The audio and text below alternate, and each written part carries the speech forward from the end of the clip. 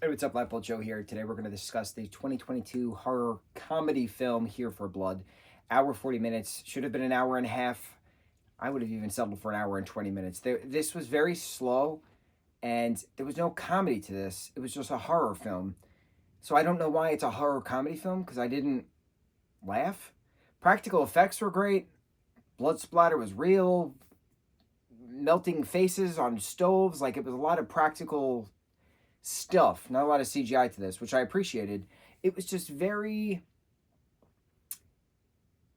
the story changed quick. There was no build up to it, and it was just like, okay. And then, like, what was the point of the ending?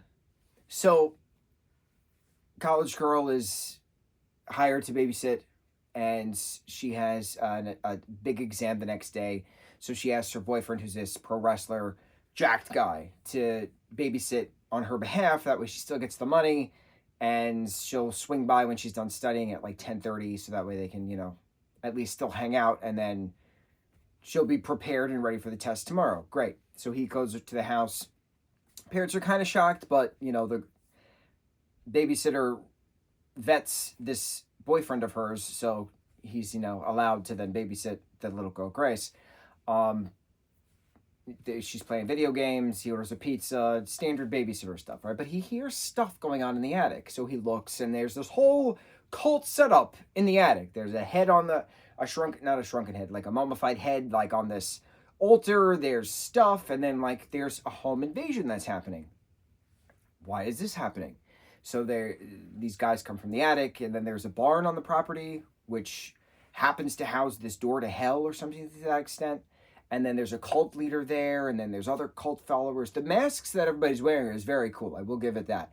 The practicality and the costuming is wonderful. Everything else is just mundane. It's the best word for it. And then there's fighting, and then there's the big reveal that the parents are behind it, and they've joined this cult for ascension, and the only way to ascend is to sacrifice the child. And the babysitters are like, oh hell no, because then friends come over to then help. And it's weird because it goes from babysitter to home invasion to cult. I don't understand why there was that very quick kind of change, and then it's, oh yeah, I'm the parent, we're going to sacrifice my kid. And then like dad is then thrown into the gates of hell, but then mom is allowed to walk out fine, and boyfriend, girlfriend, girl, and mom, cult leader, cult follower mom, is allowed to all just get in the car and then drive away. No. Grab the mother's cell phone. The whole point of the whole first half of the film was, I need to find a phone, I have to call the police. I need to find a phone, I have to call the police. There is no landline. The younger girl doesn't have a cell phone.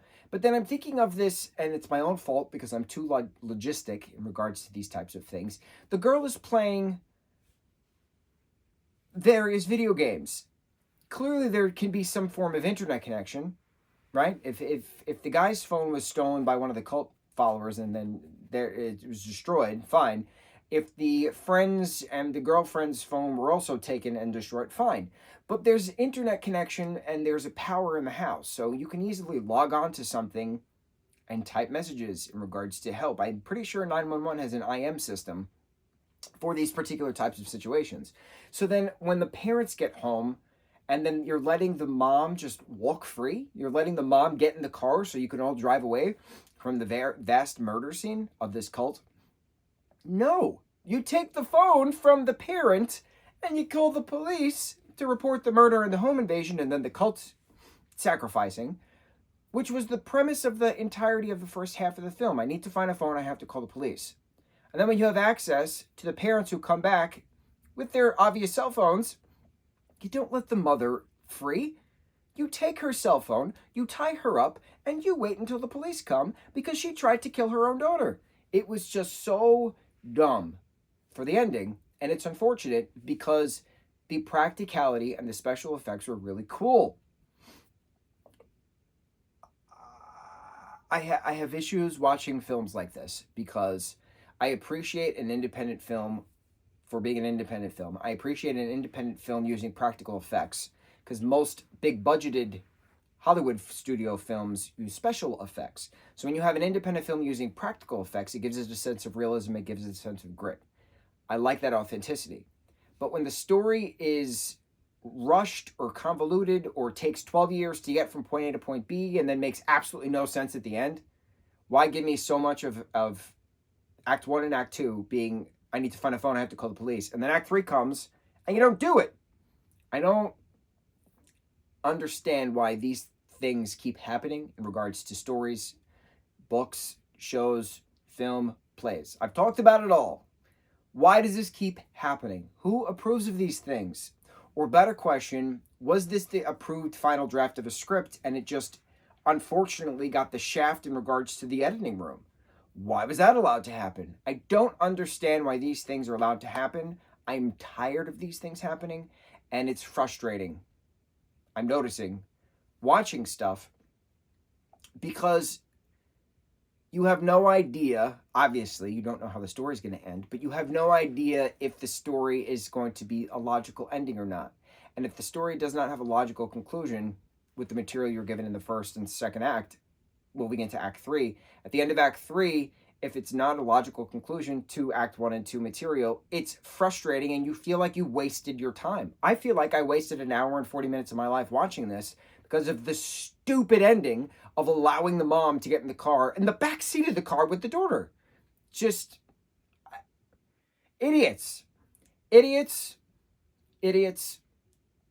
I don't blame the actors. I blame those who approved of the script and the editing. Idiots. Here for blood. On to the next review. Mahalo.